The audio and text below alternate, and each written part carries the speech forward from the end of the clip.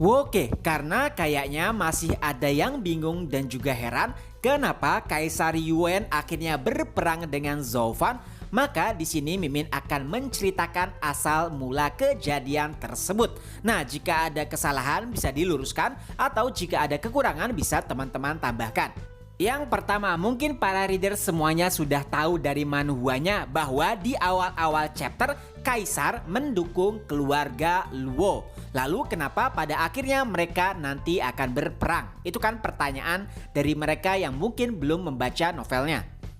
Jadi kenapa Kaisar mendukung keluarga Luo? Pada dasarnya dukungan tersebut hanya untuk menyelamatkan dirinya. Maksudnya gimana? Karena dari 7 rumah utama gerbang kekaisaranlah yang paling mendominasi. Mereka telah membentuk 4 aliansi, yaitu gerbang kekaisaran, Marywood, Peking Hall, dan juga lembah Yoming. Sedangkan 3 rumah utama lainnya masih bersifat netral. Kalau nggak salah mereka masih belum membentuk aliansi. Itulah kenapa keluarga Luo didukung. Agar kekuatan dari 7 rumah utama nantinya akan seimbang jika keluarga Luo masuk sebagai keluarga yang tidak mendukung gerbang kekaisaran.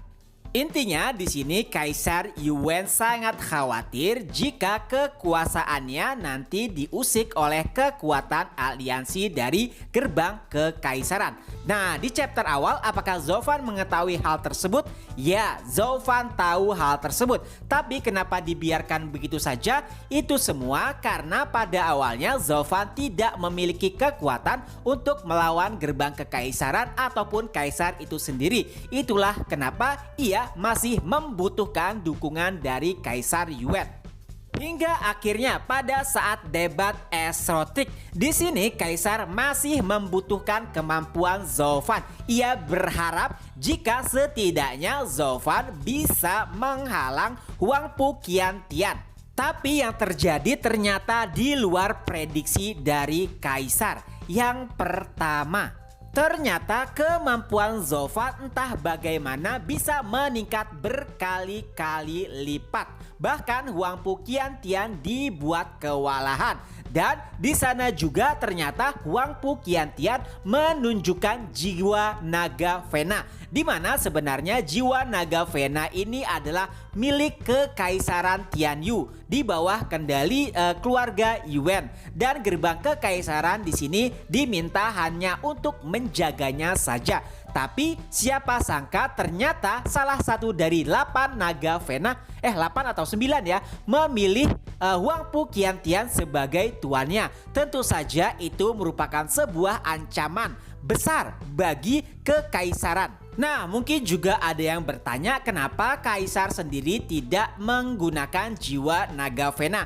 Jawabannya adalah karena jiwa naga Vena tidak bisa diatur ataupun dikendalikan. Dan konon katanya jiwa naga Vena hanya memilih tuannya sendiri. Dan saat jiwa naga Vena memilih Huang Pu Qiantian, tentu saja itu adalah ancaman besar bagi Kaisar. Tapi hal yang di luar dugaan kembali terjadi karena Huang Pu Qiantian berhasil dibunuh oleh Zhou Fan dan jiwa naganya diserap oleh Zhou Fan. Dan dari sinilah sudah jelas bagi Kaisar Zhou Fan adalah musuh. Kenapa? Karena jiwa naga Vena yang seharusnya milik kekaisaran kali ini benar-benar telah diambil oleh Zhou Fan. Dan juga ada sebuah ramalan dari imam besar yang mengatakan bahwa siapapun yang memiliki jiwa naga Vena akan menjadi raja di negerinya. Dan itulah apa yang ditakutkan oleh Kaisar. Dan setelahnya, setelah mengetahui hal tersebut, istilahnya karena sudah terlanjur ya jiwa naga Vena itu diambil oleh Zhou Fan, akhirnya Kaisar pun memutuskan untuk melantik keluarga Luo menjadi keluarga utama ke-8. Di sini sebenarnya Kaisar juga ingin mengetahui seberapa kuat sebenarnya kemampuan dari keluarga Luo. Itulah kenapa saat pelantikan atau pengangkatan keluarga Luo sebagai keluarga 8, Kaisar membiarkan perseteruan antara keluarga Luo dengan keluarga gerbang kekaisaran. Karena setelah kematian Huang Pu Qiantian, maka keluarga Luo benar-benar telah menjadi musuh.